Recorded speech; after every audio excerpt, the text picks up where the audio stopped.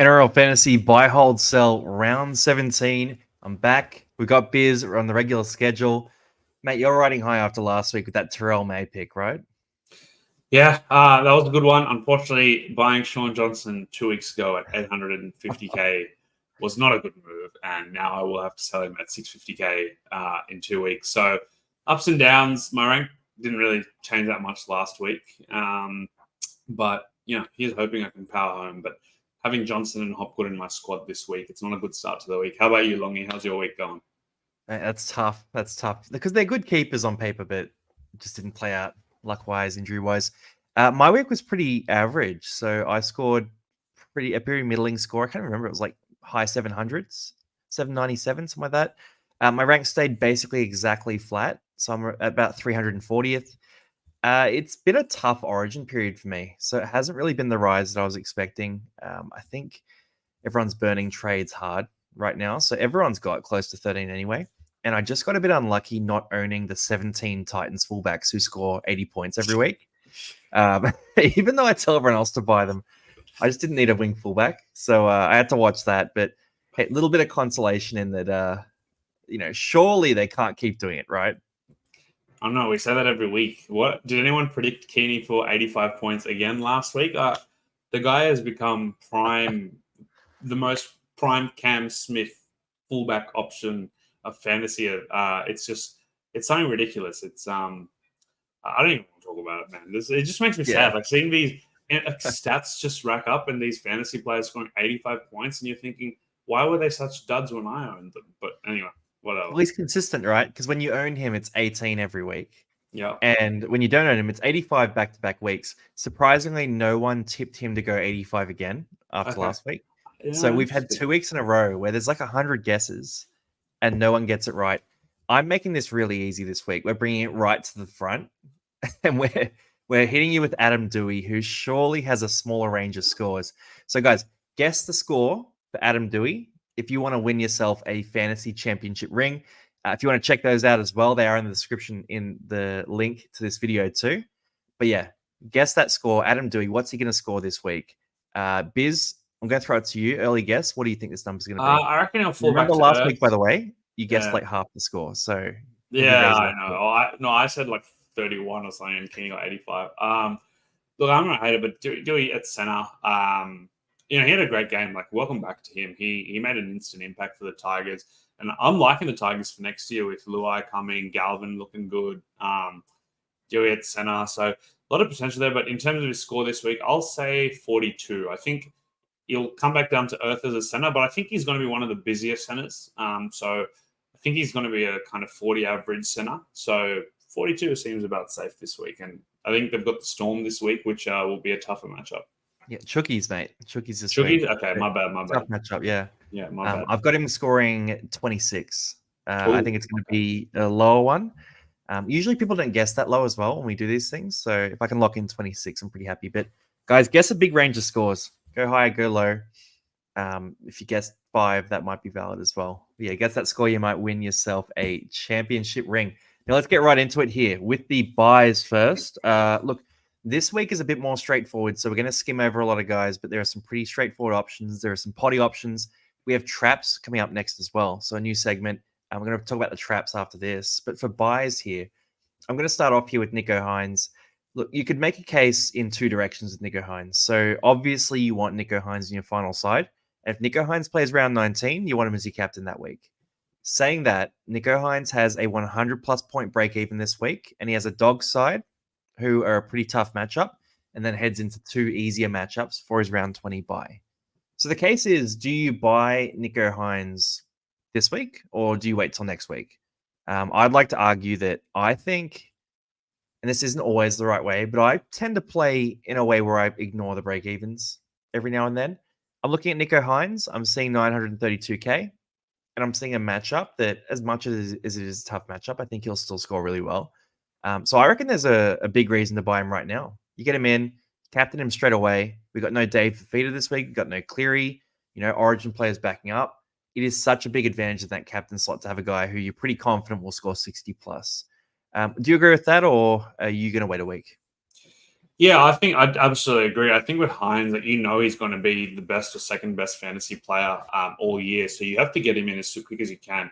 And it's rare that the best fantasy players are available in the big bye weeks because most of the best fantasy players are Origin players, right? So the fact that Hines is not an Origin player as it stands, I just wait to see how Origin pans out. There's a chance that maybe Luai doesn't play well or Moses doesn't play well, and they give Hines another chance. I think that's very unlikely, but it is an option. But so get him in at 932K. He's already 70K cheaper. We've seen him score 100, 120 before and get up to the 1.1 mark, right? So I think get him in this week. Caveat to that is coming back to what I did with Sean Johnson. I kind of followed that approach. I didn't follow the break even. And I got burnt. But Hines is a different beast. Like Hines is not coming off injury. Hines is a very consistent player at the prime of his career as well. So he's less up and down. Even in a bad game, Hines is giving you 50 points. Like how many times has he gone below 50 since taking over the halfback role for the Sharks? Like maybe 3 times. So I think he's a great captaincy option this week. Get him in now. Like you're not going to trade him out unless he's injured. So don't hesitate. He's the highest priority buy for this week and probably the most owned most likely captain option as well. But luckily, I just held him, so don't have to worry about that. I got other problems to fry, so there you go. Good shout. No, it's good. Good you got him at least to go with Sean Johnson and Jermaine Hopgood. Yeah, it's kind of yeah, look, his return though is big. I'm going to try and make a way to get him this week. A lot of people have spare cash as well, so you can do a straight swap where I don't know you're sick of Jack DeBell and you make that move in 1 go or 2 goes, or Paddy Carrigan doesn't back up. And you look at that and you go, you know what? Carrigan's great, but he misses this week, plays next week, misses the week after, then backs up the week after, and isn't really a full-blown keeper. So maybe that's a move you make instead. But yeah, I think we can make space for Nico Hines, and there's a lot of reasons to do it. And at this stage of the year, we need to be looking at those long-term keepers. He's the keeper of keepers. I will throw in here too that Britton Nakora, 610K, he will benefit big from Hines being sort of back and firing. Look, Nakora is a guy who I put him down for sort of 35 points in base stats every single week. And you throw in some attacking plays, small offloads, all that sort of thing. That's what he gets when he's playing next to Nico. And as much as the Dogs are a tougher matchup, they then got, I can't remember who the matchups are. I think it might be Parramatta and the Tigers or something like that. Some of the teams that are down the bottom of the table, which burns to say. But I think Nakora, look, he'll be good. And if you need a back rower, edge back rower, which is a question I'm getting a lot on the live, my favorite one is Nakora at that price point. 610K is unders for him. Plays around 19. It's as easy as that. Yeah, I think Nakora's a good buy. And I think Nakora next to Hines is a different beast. So his line running off Hines' hip is excellent. And that's how he racks up a lot of attacking stats. Next one on this list is Appy. So we spoke about him recently that we were seeing that the Tigers were kind of on the up, right? They were getting troops back.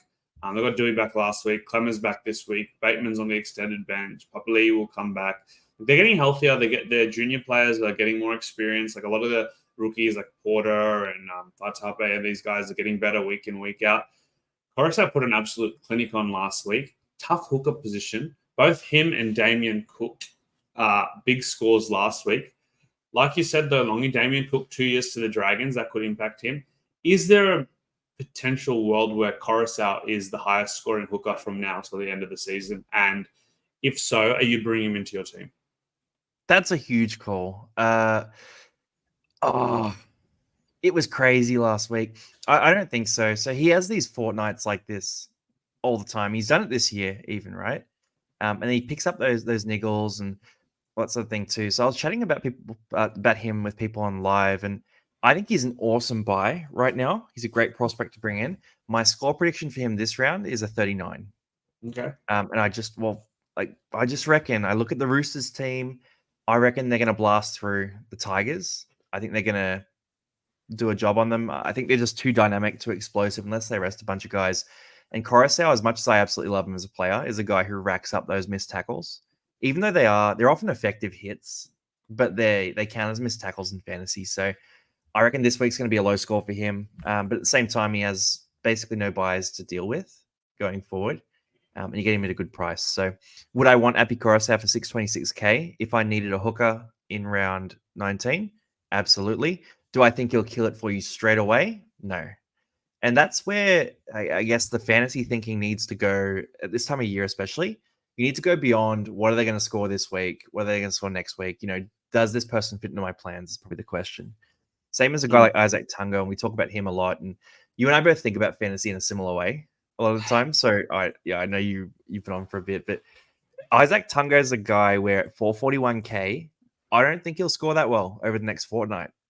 Well, do I think he'll score well enough for 441k? Yeah, about that. Could he potentially fluke some bigger points against the Cowboys? 100% he could, right? They can't really defend to save their lives. But Tungo's the kind of guy where at 441k, you're getting a season-long keeper at that cut price. And because we don't have that much cash and we need to make space for guys like Cleary, Hines, we probably don't have Yo at this stage. Most people probably don't have Haas, all those sorts of guys. We're going to need to take some guys like Tungo or, a Jack Whiten or these edge of bench sort of stuff as like Samuel Afinu might remain a keeper with the form he's finding. So I don't mind the idea of getting on a Tungo early. Yeah, I think I agree with both points on Coruscant. Coming back to Coruscant, correcting my earlier mistake, they do have the Storm, but it's next week. So they're going from the Roosters to the Storm. So there's a couple of weeks here of potential pain for Coruscant. And I agree with your arguments there. Tungo, I think, is a great buy. If not this week, next week, he could lose some more cash. Remember, this guy is one of the premier centers when Cleary's playing, right? And he's dropped off a lot since Luai's taken over the reins with Cleary out, and they keep going left. It's the opposite problem to what Taylor May had when Cleary was dominating and they were going right, and Tungo was racking up scores. If you look at last year, Tungo had this post-origin period where he was gunning it. He was scoring 60, 70, 80, 90 week in, week out before an injury towards the last couple of weeks. I wouldn't be surprised if this happens again, that Cleary comes back firing post-origin. Panthers start going into that finals mode of footy and he starts racking up stats. If you get him at 400k, not only is he a potential keeper at center, but he's a great 19th, 20th, 21st man. Tungo is definitely someone I'm bringing in. The question is it this week, next week, or in round 19? Because does he play around 19? He doesn't. So he's the only guy. He's 20 though. Yeah. Okay. Yeah. So he's someone you could wait on. I think his real scoring potential comes when Cleary comes back, which could be around 18 or maybe around 20. So keep him on the watch list. If you need him this week, it's not a bad option as well. But he's someone I'm definitely targeting in the next few weeks. But yeah, I think he is a great purchase. I think don't skip him. He's going to have a bounce back. And speaking of bounce backs, Mazu here. We've been waiting for a bounce back for about 10 weeks now. He gets the lowly Parramatta Eels, who are leaky, the worst team in defense for wingers. I think every single member of the Knights back five could score a double this week, sadly. So Mazu could be on. Yeah, we're not Parramatta fans. What are you talking about? But look, Mazu could be in for a huge score this week. And he's a guy like Tungo that has the potential to be worth 600, 700k by year end. Could be a potential cut price keeper that you just, even if he doesn't get back to his best, he probably gets you your value of scores on the bench. But could be one of those guys you plug in any given week at his cheap price in the run home. And when you need him, might give you a 45, 55, maybe more. So I don't hate it. So I wasn't thinking about him before, but now that I've kind of seen it and had a reminder of what his price is and what his potential is, I might be on. Let me weave it for you a bit too, because there's a whole story I've told myself here to convince myself that Mazu's a great option. So I'm looking at wing fullback, right? And I need a wing fullback for round 19 or 2. And I'm looking at him and I'm going, all right, cool. Next 3 rounds, you got the Eels, the Raiders, and the Sea Eagles. 3 teams that, 3 teams that will really struggle. Sea Eagles without origin players as well. It's pretty enticing.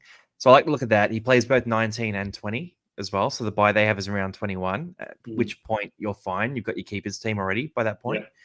Yeah. So I look at him like that and I think that's great. The other part I'm thinking about is Kellen Ponga comes back round 20 or round 22, and suddenly Greg Mazu's scoring tries again as well. Yeah, Kalen Ponga's feeding him, right? Yep. Nothing against Sharp or Armstrong, but Kalen Ponga feeds his wingers. So then I look at the run home and I go, all right, cool. You know what? From 22 onwards, it's Panthers. That's tough. Then you go Tigers, Sharks, Rabbitohs, Titans, and Dolphins. Ooh, All that's a games that nice could be one. shootouts. Yeah, and Yep. for a Knights side who made a run to the finals last year, they're going to be trying to do it again this year. Whether they do or don't is another question, but they're going to believe they can. So I just reckon the odds on a tear for Marzu and Tungo are both very high. And at that price, if you want to roll the dice, the downside is that they stay worth what they are, and you get guys who aren't getting hurt ever, and are producing. The upside is 750k for both these Yep. guys. So these are the types of calls where they can suck and they can not work, but if you get them right, it changes your life. So what's the worst case? Like, it's exactly like you say. Like, the worst case, they say at 450k and their backups for your wing fullback and center spots, right, for the run home. Because let's be real, anyone who's playing seriously this year, given the injury histories and whatnot, you're going to run out of trades by round 23. Even once you get the +8 in round 20 or whatever it is, like, you're not going to have trades for the last few weeks. Having in these 2 guys, weeks. yeah, exactly. Like, having these guys at the back end are very useful, especially if they can get back to their form. And they're kind of like what you talked about, like Sipley and Nathan Brown last week, where they can start scoring well at cheap, and then all of a sudden you've got options at the back. So, I like it. I think you've sold me on Marzu this week, to be honest, and Tango maybe next week or after his bye. We'll try and find a way to get them both in. But yeah, no, Sipley and Brown is a good shout because 55 and 57 points last week from those two for 350k. So we were on the money with those two. I know a few people jumped on, which is pretty cool to see. Just a quick shout too to TBC Live. So guys, if you haven't downloaded TBC Live, then you're not a true fantasy player. So this game is giving away a free Origin jersey to the best prediction this week. So I've got the link in the description. Download TBC Live, make an Origin prediction. So that opens up when State of Origin starts. And one of those predictions is going to win a free jersey. If you comment below as well that you downloaded TBC Live and give us your username, then I might throw in a prize as well if we get a few people doing that too. So keep an eye on that, guys. But the link is in the description. Download TBC Live if you love me, and I'll see you guys there as well. And that's some emotional blackmail for you, Biz. How about that marketing? No, that was good. Let's see if it works. Yeah. But yeah, my Origin prediction is that Latrell puts on an absolute clinic hat trick. Oh yeah, man of the match. And people will wonder why he was ever questioned for the Origin arena. Yeah, I think he'll have a big game. I love that, man. I hope that happens. I dead set hope that happens. I hope you're spot on the money there. Look, let's get into the traps here. So for the traps, I've got a few guys here. I know we might agree, disagree on some of these guys. Pretty quick fire, but these are guys I'm going to get asked about that I think aren't good options to buy this week. Jerome Hughes is the first one there, 778k. The appeal of Jerome Hughes was a couple of months without Munster, or a month and a half, and the round 16 bye week that he played. 16's gone. Munster's pretty close to back, and Jerome Hughes is priced at a pretty high level for what he provides you.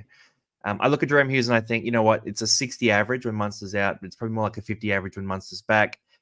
So you're too late. Don't get on Jerome Hughes. Try to find that next hot streak, like that Tungo, that Marzu, these sorts of options. Not Sean Johnson. But I think it's too late to get on Jerome Hughes. No, I agree. I think the one caveat with this year is Hughes actually looked pretty good with Munster too, but that's also because Munster was carrying that groin injury to start the year, so he's doing a lot less general play stuff. That could continue towards the back end of the year, whereas Munster's just a presence, and Hughes still dominates. But Munster will obviously take additional heat off Hughes. So there's if you have Hughes, you're definitely keeping him, but you're not buying him at 800k. So I agree. But look, he could still average 60 from here on out, and I look silly. But I agree with that analysis that he's not the guy I'm buying for 800k, especially when Cleary's coming back soon, and he's going to be like in the mid 800s. So he'll be a buy for not much more. So I'd get him. Adam Doueihi, we kind of talked about him earlier. He's a center. So last week he had an excellent game, and it was great to see. But at 638k for a center, look, there are centers that nowadays are more valuable than that. But coming off a injury history and an up and down Tigers team, yes, we're getting hotter on the Tigers, but that doesn't mean we're predicting them to be, top 4, top 8 team by any means. So I think Dewey's just going to have a lot of up and down games. There's going to be games of 60. There's going to be games of 20. There's going to be probably maybe games of 10. So At 640k, I don't think it's a risk I'd want to take, especially when there's a guy like Isaac Tungo available for 440k. So yeah, I agree that he's a trap. I mean, are you on the same boat there? Exactly the same. Just at center, it's not going to be consistent. You've summed it up perfectly there. Jarrell Skelton, 379k, and we are both lovers of Jarrell Skelton. I've been begging Parramatta to sign this guy for like over a year now. Yeah, I'm saying that about Tracy and Iro like 2 years ago too. Like, I'm just sick of being right about these things. But look, Skelton's a beast. Skelton's an absolute unit. But I look at that Bulldogs back line and I go, all right, even if they dropped Blake Wilson and Bronson Xerri, it'd still be hard for him to keep a spot. Because that would make space with Crichton and Adokar coming back eventually. But it just would require so much of a reshuffle in their hierarchy for him to keep a spot. And it doesn't seem likely to me that they're going to make that many changes. Saying that, he was so good in that game on the weekend. So, I mean, do you think there's any chance that he played well enough to earn a spot, or do you reckon the Dogs are pretty locked in on what they're doing? I think they're pretty locked in on what they're doing. It's working for them. Even last year, he had a couple of games where I thought he played really well, but he was never to be seen again until last week.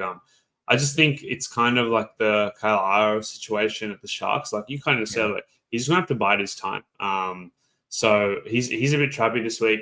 But this is also the year we talked about it off the air that guys that you think make no sense could be start scoring 85 every week for the next 3 weeks. So look, I'm not going out there to get him myself. Doesn't play the round 19 by either. So, but if he was to come out and earn that spot, I think he goes from trap to buy pretty quickly because he seems like one of those tackle busting, try scoring wingers that could really kind of like what Mazu can do. So yes, trap for now, but with potential. Oh, big potential, 100%. If Crichton got hurt in Origin as well, that would change things too. But obviously, we don't wish for that. Tohu Harris is one that we were chatting before. Probably disagree. I'm going to lay out the reasons why he's a trap, and you can throw him why he's not. But I'm looking at Tohu, and it looks like he's a bit older, right? He's a bit older now. He's getting a bit more of a rest. He had a bit of time off with that knee soreness, I believe it was as well. That sort of thing doesn't go away usually. So for the same reason, I wouldn't get on like a Clint Gutherson. It just feels like they're sort of aged out of being big fantasy producers. He'll still do his thing on the field. He's still a legend, but he's not a guy in my fantasy plans.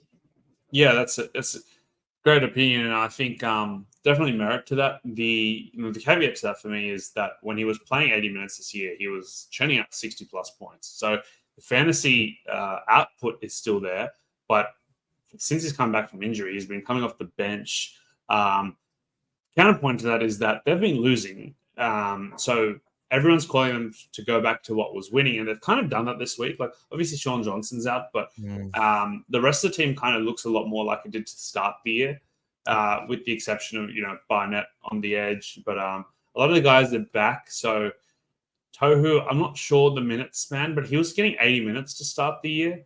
But it's exactly like last year. He started the year playing 80 minutes, picked up a couple of these niggly injuries, exactly like you say, and then he loses the 80-minute roles because they're trying to preserve him to end the year. So I don't love it at 646k, but if he strings together a couple of 80-minute performances and they start winning again, and we think that's what the case will be going forward, then post the round 19 bye. If you can get an 80-minute Tohu at 700k, if he gets a couple of big scores, and maybe still 650 to 700k, then that becomes a much better option. But is he going to get 80 minutes? Like, at his age, his niggling injuries, the way the Warriors are playing, I don't think so. So I agree that I wouldn't be going to get him right now. Yeah, we talk about not having enough trades too down the stretch. Exactly. So this is a risk that I just think isn't worth it. I think you're going to be targeting guys who are coming out of Origin at that point. I'll throw it at you too. Would you rather be a Parramatta fan with the bottom of the table wooden spoon lined up right now, or a Warriors fan who just copped a 60-point loss to the Titans? Oh, that's such a hard question. Would I rather be a Warriors fan or an Eels fan? I mean, not about the history though, just the specific thing specific of events. Spoon or 60 points to the Titans. Nah, Spoon's worse. I mean, we haven't lost by 60 this year, but the Eels have lost by like 40 multiple times, and we like terrible situations.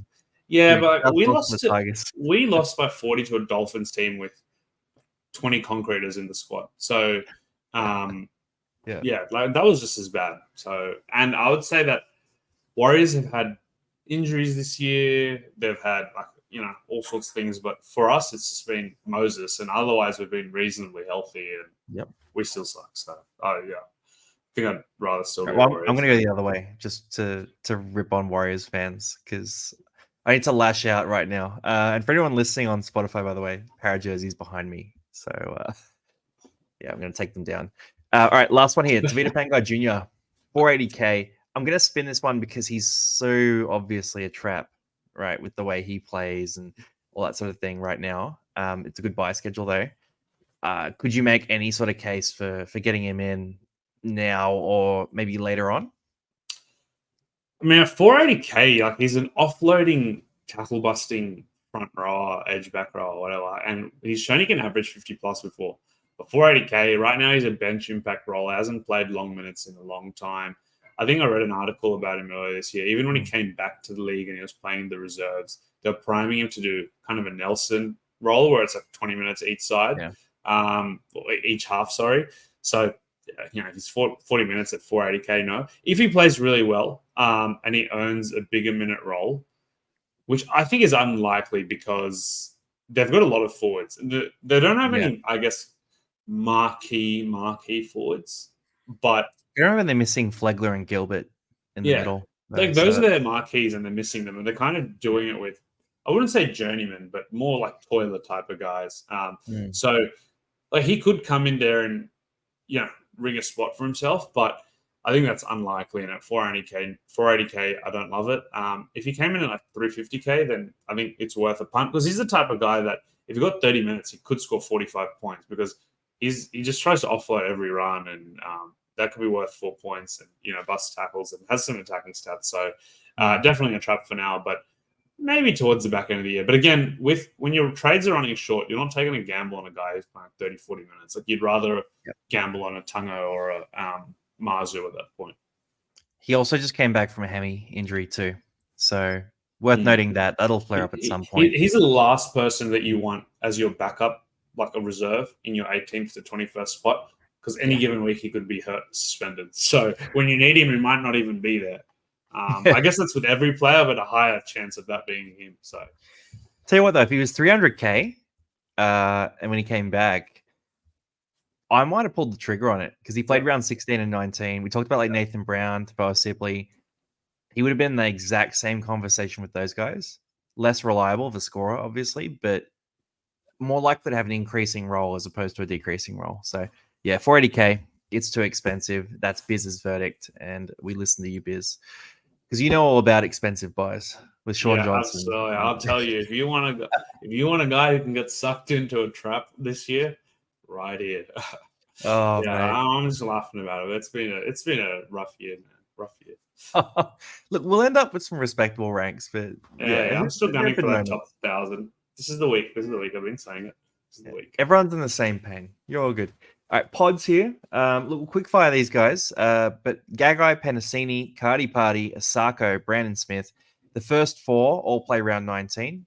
They have a lot of buys, either round 20 or round 21 in this group. Does anything... So actually, let's focus on the backs first, right? So you got Gagai, Penasini, Asako. Pick one to buy, one to hold, one to sell. Gagai, Penasini, Asako, buy, hold, sell. I'd buy Gagai. I'd hold Penasini, and I'd sell Asako. I think like Gagai and Penasini has been a lot better since Moses has come back. Ooh, yeah. So he like Moses, it's kind of like the Cleary Tungo situation. When Moses in the team, they're going to go right a lot more because Moses loves giving the ball to Penasini and Cardi Party pretty early, and both of them will score very well with Moses coming back. Gagai though has just shown at the Knights that he's just one of the premier centers. Plays round 19. Like if you need a center, I'd be very comfortable bringing Gagai in for the round home. And we talked about the schedule, Ponga coming back, potentially trying to make another run this year.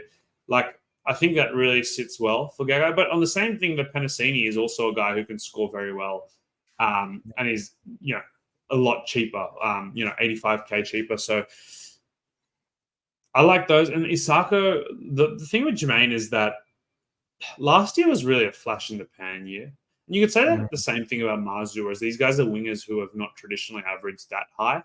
But I'd say Marzu's style of game is a lot, a lot more lenient towards wingers scoring well. Whereas Isako is, he's got a bit more base stats in terms of he kicks goals and whatnot. But he traditionally has just never been that 50-point guy other than last year. So I'll happily pass on him. So, like I said, Gaga is my preference. Penasini, if you can't afford him, and then Isako's the last one there. It's a fair shout. I can't go too far away from you there. You probably got it right in terms of the order. I'd throw in two. When you're looking at Gagai versus Penasini, Gagai's got the round 21 bye. Penasini has the more challenging round 20 bye. So that's a tricky one to consider. I do like Penasini's fixtures as well, though. So I just got them up here. They got the Knights, the Rabbitohs, and the Titans. So but those are all teams that are above. Eels are below all of them. Yeah. So yeah.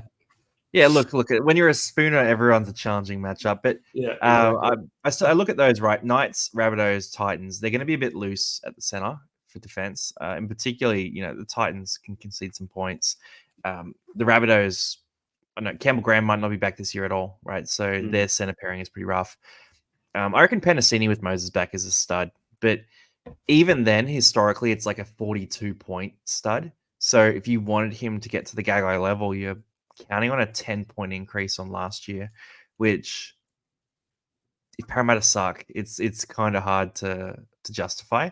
So I think you're right. You sort of have to go Gagai. Penasini and Osaka, you're kind of rolling the dice on something a bit crazy. But the price isn't even that different where it's worthwhile. So I'm agreeing with you on Gagai.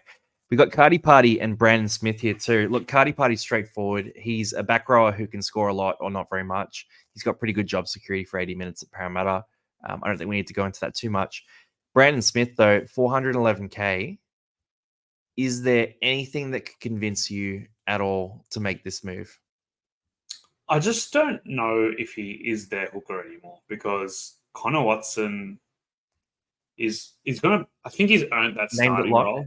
He's named it lock. I agree. So I think Watson is like an absolute gun buy this year. Like obviously he's playing Origin, see how it goes this week. And if you think he's going to hold this spot, then, you just wait till post-Origin period.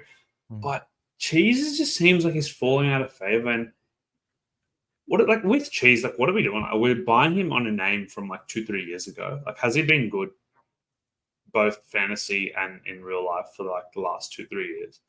Not 411K. So. He's 411K for a reason. It's not like he hasn't had opportunities this year and last year. He's still getting minutes. He's on and off, etc. But he's still over. He hasn't really shown, even when he's getting the bigger minutes, that he's scoring big points. He'll back up at 50 with a 25. And I don't mind if he played round 19. He's in my team just because it's a bargain cash out with relative job security that could, just like Marzio and Tango, pay up dividends in the run home. But he doesn't play round 19, so I'm happy to kind of watch how it goes over the next couple of weeks. And if I see if there's a rebound, then maybe pick him up for around 20 or so. But 411K, that's a crazy price for you'd argue be one of the highest paid hookers in the game, right? So the potential's there. I don't really understand what's going on. He's always been a pretty good scorer in fantasy, but he just seems to be going backwards. He's still young as well, which is the strange one to me. But his price is hard to ignore, so it's still definitely on the cards. Yeah, if you played 19, it'd be more interesting. You can't really do it without round 19. I don't mind him as a stash in draft leagues if you do want to do something like that, but overall, I think you got to give him the skip. Just a quick shout out to TBC. So if you haven't downloaded already, I'm watching. All right, he's staying on you. Yeah, he's not letting you go. Hey, launched a new game though there. So you got footy IQ in there as well. So based on the predictions you make, the game will tell you what your footy IQ score is. And if you have mates who think they know footy better than you do, you could hop on there and see who's got the better footy IQ, depending on those sort of predictions. So if you've got mates who are doing things like buying Sean Johnson and holding Jermaine Hopgood, they're probably the kind of mates you want to challenge to something like this. So Biz, maybe we should have a crack. We should play this one. Yeah, Sounds good. I'll get you on, mate. Just make sure it's the game the Warriors are playing or something. But you'll have like Tohu 80 minutes. Sorry, I mate. I'll wait Rose 30 minutes. I'm going sideways from Sean Johnson to Tohu Harris this week. Oh, don't do it, please. All right, cheapies now. So first up, Will Price, a guy that it's probably about a straight swap for Sean Johnson at that price. So you could can double talk him. about whether you like this one. You could maybe get two of him to get to Keanu Keeney's price. So, oh, yeah. Bloody Keeney. Look, Will Price, right? So he's named in the halves this week. Look, I don't know Price that well. I know he's a dynamic playmaker. He's got a bit of toe on him. I've heard his defensive stats aren't crazy good, like an 85% efficiency in reserve grade for defense. So my prediction would be a lot of missed tackles. But 400k is interesting. Plays around 19, plays around 20. He's in a Newcastle side that could get hot. It's a bit hard because Fletcher Sharp's there as well. And I'll probably go through them both. They're in the 6 and the 1 jersey with not very much job security. You know, Ponga coming back soon. There's other guys who could play in the halves as well. For me, Price is a very easy one to sit back and watch. If you like the World on Fire, we can go and have a look at him. But I'm willing to cop a week on this one. Yeah, I think with Will Price is his average in the reserve is about 40. And I think back to a comp, earlier in the year, that the Trey Fuller when he came in at 425k. And it goes two ways. The thing is, Trey Fuller went off. Like, he went crazy. He made like 250k average, 60 over the 4 or 5 weeks he was there. But he also had a 57 average in reserves. Will Price, on the other hand, 400k, similar price, but has a 40 average in reserves. But like we said, has a very friendly run. Job security is not great because they do have a lot of halves, and I don't know personally if Fletcher Sharp's ever played in the halves before, but he's looked really good for them. And I know Newcastle is extremely hot on Fletcher Sharp, so I'm wondering, when Ponga comes back, does he play wing? Does he somehow squeeze into like the halves? Or I don't know if that's going to happen. Like, I don't even know if that's a possibility, but I'm just trying to think what could happen, because the worst thing is you want to spend 400k on a Will Price and then he's just sitting on your bench for the end of the year, especially when guys like Marzu are only like 30, 40k more than him with much more job security and decent potential. Fletcher Sharp is a different beast though, because he could make you 150k before Ponga's back. They could put him on the wing as well. And at 328k, I'm much more accepting of a red dot at close to the 300k mark to end the year than I am at 400k. So I think I'll be buying Sharp this week, but not Will Price. Yeah, I like Sharp as well. So you've got probably only 3 weeks though with Sharp, maybe 4 weeks.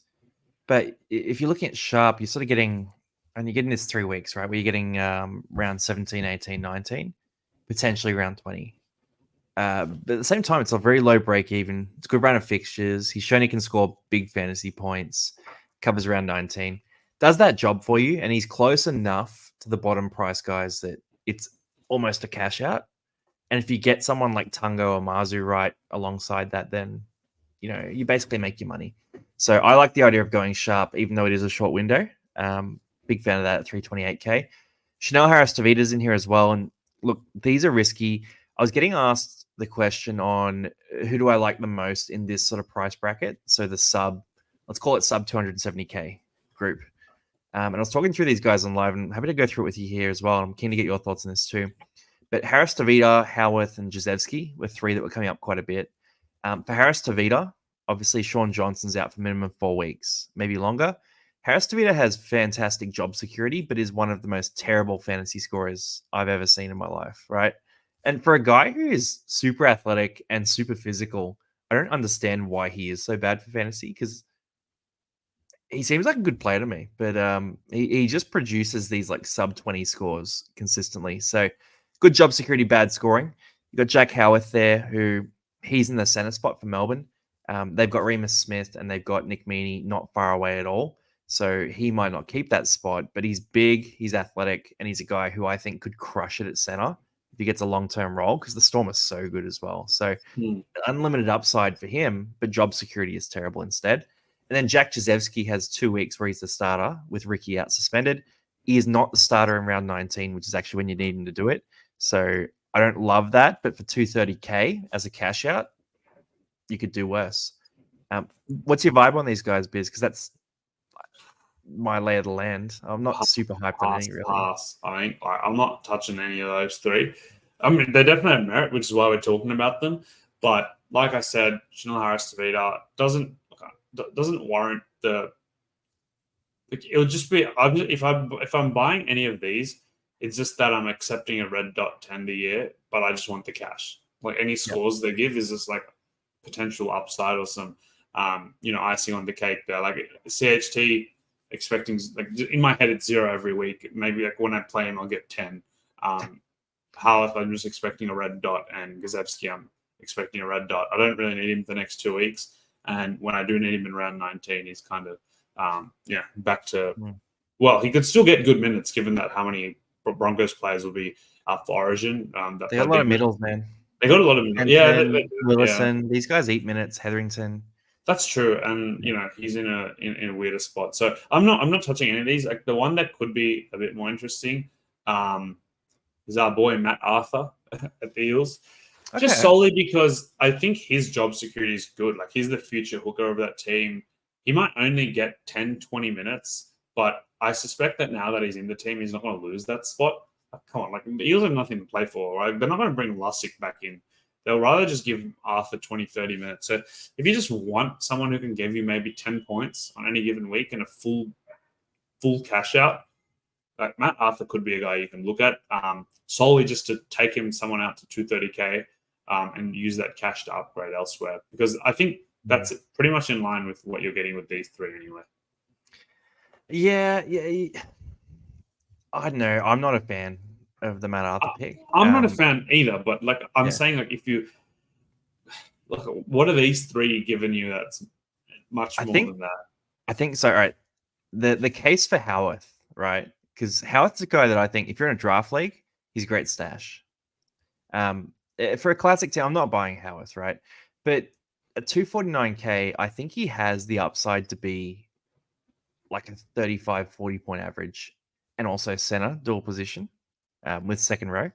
So I don't know. If you're buying Howarth, you're basically betting on him being like the man of the match against Canberra this weekend. That's the only way. And also you're betting that the late change where Remus Smith might come in from 18th man is going to affect Grant Anderson instead of him, which I think it should, by the way. I think he's a better player than Grant Anderson. So I think there's a bet there where it's got like 10% likelihood of paying off. Where if you go Howarth, you've got the potential upside of a guy who, not a keeper, but a pretty strong depth piece in your final roster and also a cash out. CHT is basically the same as Matt Arthur, except he doesn't play round 19 and he costs 30K more. So I'll give it to you there. Matt Arthur's better than CHT.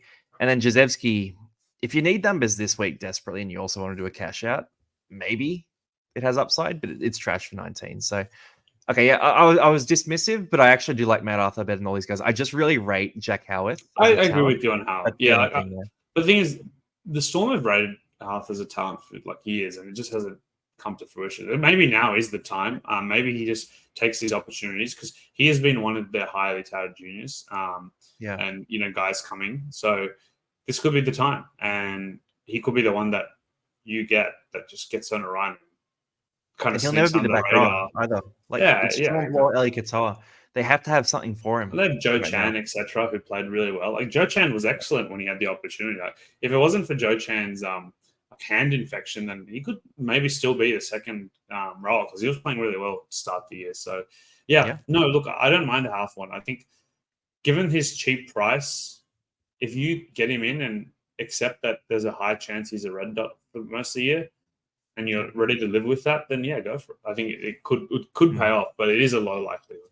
I think a lot of these guys too, it's important to distinguish here. There are guys where we say you got to break your team and get that guy, right?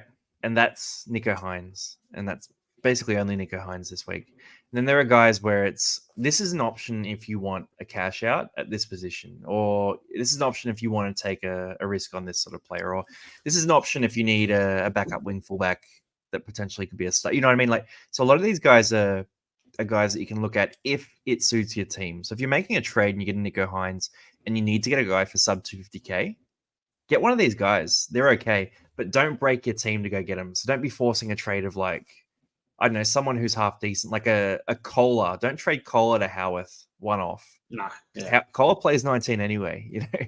But if it suits your team, these are guys that you can use to fill that second trade slot. That's kind of more what we mean when we're talking about we're not super inspired, but we don't hate it. Is sort of what we mean by that. Yeah, if there's like an example that I wanted to go from Brayley to Damien Cook next week or something, and I needed cash to do it, then and I could cash out someone like a Salmon to a Howarth, like I'd consider doing that. Yeah, so, not a bad shout. Now, hold or sell. I think it's a pretty straightforward list. Yep. Let's go through them quick, and we'll just say hold or sell, and then we can add comments. But Jaden Campbell, 632K. Word that he comes back round 19. Hold for mine. Hold. Yeah, he's in the form of his life fantasy wise. If he plays the big buy, keep him if you have him. Bang, done. Kai Pierce-Paul, 626K, named on the bench this week. Could change late, as it always does, but it's looking dicey. Probably a light hold for mine, but if he's the guy that makes way for someone like Hines, then sell. Yeah, agree. I think I'm holding till 19, but if he's kind of benched this week and he scores 30 points and he's bench again next week, then I'll be selling. But he does have a pretty good, schedule where he could rack up some attacking stats. So agree with you. But I think his teammate Brayley is a hot sell right now. Like he's played 30 minutes 2 weeks straight. They're managing him. I'm not really sure what's going on here, but it's kind of awkwardly priced. I'm either cashing him out completely. Like he's my candidate to take to Fletcher Sharp potentially, or I'm upgrading him to a top hooker, or just anyone. Like if you already have a hooker, he could be a guy that becomes like one of those 700, 800K guys. Agree. Yeah, I held on to him thinking he gets the spot back after the bye. Maybe they were managing an injury. Hasn't happened. So I've got no idea what's going on there. I think he's way better than Phoenix Crossland. Like Phoenix is playing well, but Jaden Brayley is a bit of a stud. So anyway, strange. That's painful. Jack DeBellin. What? This has been gross. He's your Sean Johnson, mate. He's absolutely. You're giving me crap about Sean Johnson's life. I hate him. This has been no better for you.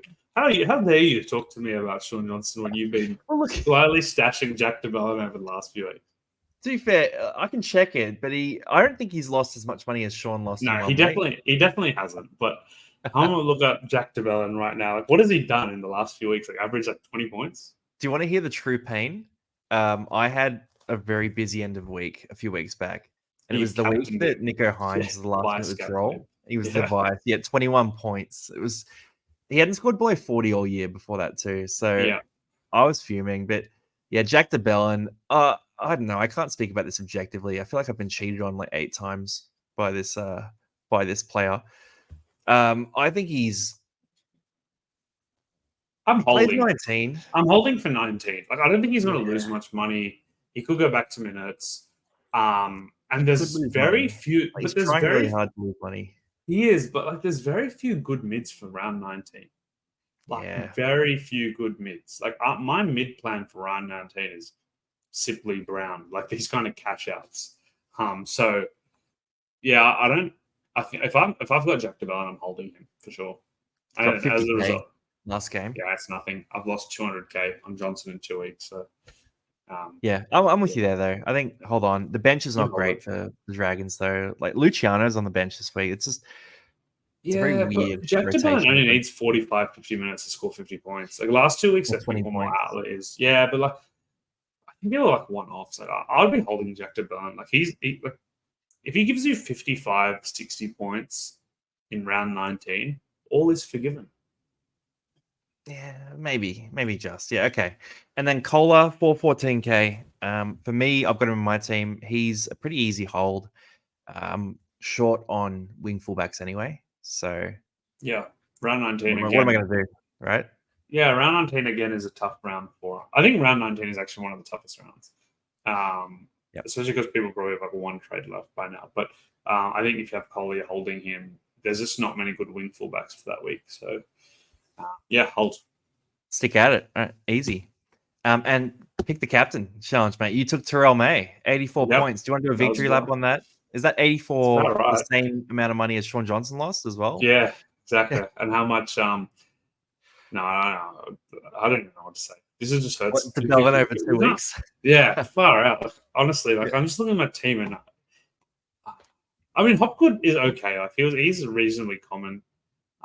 He hasn't lost money. He's still 750k. Sean Johnson was a pod that went horribly wrong. Anyway, I'm Sometimes they personally pay going. off, right? I'm going. Yeah. Well, you go first, actually. Oh, okay. Yeah, So you wait, go we got a first. different spin this week. We're Yeah. going sub 500k captains, making it really crazy. We're looking at the guys in that higher section. There were too many forwards that you would just go for, and it's like it's kind of boring. You know, you get someone whoever like a yeah. So we're going sub 500k this week. I'm going to take Greg Marzu against Parramatta. I think he concedes 3 tries, scores 4, and it's just going to be a big day for Greggy Marzu. Yeah, that's a good pick. I would have loved to go that one myself. I was originally on Wade Egan, thinking the Warriors would have a bounce back game. I'm now thinking, do I want Katoni Stags? Ooh. I mean, you're Who's he up going it against? back. They've got the Warriors, I believe. Let me check. Oh, I just think yeah. the Warriors will have a bit of a bounce back game. I'll Katoni's go on Wade the. Egan. I'll go Wade Egan. Stick with him, but You sure you don't want Katoni? Is he on the right or the left? he's on the right, isn't he? I I'm think he might be blanking on the out. right. Yeah, I think he's on the Yeah, right. it's Cobo So plays left, I believe. Yeah, yeah, plays okay. the yeah. Yeah, Check go that. Katoni, man. Take a gamble. Yeah, fine. If we're doing backs, fine. We'll do Katoni Stags or Yeah, whatever. man, I've Wade Egan gone is boring. Brian To'o, Jordan Rapana, and now Greg Yeah, Marzu. man. You got to come with me on some of these silly plays. Yeah, fine. All right, Katoni Stags. Let's go. All right, love it. I love that I've talked You you into just that. saying that so you can catch up. You know. Oh, you're only 8 points behind me. It gives So. you upside or downside. But look, Yeah, you went plus 84. I was up 66 to 30 going in. yeah, So yeah. to throw that lead Good. away is tough. Guys, let us know as well your captain. I'll put up a little thread actually in there. I'll just post a comment. So reply to that comment, your top captain of the week under 500k, and we'll shout out whoever gets the best one there as well. All right, that is buy, hold, sell this week. Big week coming up. Mate, I thought it was going to be a short video and we just go forever no matter what. I just feel like whenever the two of us on, it's minimum 45 minutes. Like we just talk too much about footy. We're such dweebs. Yeah, Man. look, I check the stats. Everyone watches, so people like it. We say this every week, but like, let us comment Keeney for president if you've got this far. Let's see. Keeney for president. Let's see. People will. People will. Yeah. And yeah, get those score guesses in as well. Adam Doueihi or Doueihi. I've been reminded it's pronounced. Oh, Doueihi. is it? Oh, okay. I'm really sorry, Adam. Doueihi. Okay. Well, Adam's not watching, but no. Well, Tommy Talau used to watch, so why wouldn't Adam? I wish Tommy Talau watch. Do you reckon we could turn Chanel Harris-Tavita into a good fantasy scorer? Like if we made him the logo, possible, man. Anything is possible. Yeah, I reckon we could. Did we have Tommy today? You didn't make his. I didn't put him in. I didn't put him in. He's too good now. He's too good, and he would play. Apparently, he played 5'8" last week. I actually missed the game, so I don't know if you caught it, but when I was kind of watching the highlights and I looked at the stats, and when he made 25 tackles, I'm like, yeah, he was playing 6. Anyway. Yeah, I mean, he might get that dual position. So. Yeah, well, kept my boy Carl Lawton on the edge for 50 points, so he made up for Sean Johnson. Sean Johnson was made up for with like Tarpanay and Kiraz and. Sounds like you're reaching a bit. So, yeah, I'm just on the copium right now. So I'm glad you feel okay about donating 200k back. Yeah, exactly. Yeah. I've given Carl Lawton's money away to. I'm just like Robin Hood. You know? Oh, also one thing, Biz too. We're gonna launch a game next year, where we do it, and it's open to everyone, so people can like submit their answers. Lowest scoring starter each week. That's good. I like that one. Yeah. I like that one. I'll be tricky. That'd be juicy. Who would you go this week if you're doing that? Other than Chanel Harris-Tavita. Lowest scoring starter. I'm going Sean Russell. Sean Russell. Yeah. That's rough, man. That's actually not a lot of faith in our boys. I used to be a massive Sean Russell fan, but I'm losing patience with my boy. I'm going to take... I'm kind of leaning towards like Jackson Purdue against Penrith in Penrith. That's good. I just That's a reckon, good one. I reckon I like it. just did a hate pick, to be honest. I didn't really think about it. Such a So hater. who am I really off right now? So, Yeah. Power will bounce back. it'll be a good game. Good, Okay, good guys, that to is buy, hold, sell, though. Thanks for jumping on and listening to that last minute. If you're still here, I love you. Yeah, Kenny for president. Yeah, Kenny for president. See you guys See next ya. week. Good luck.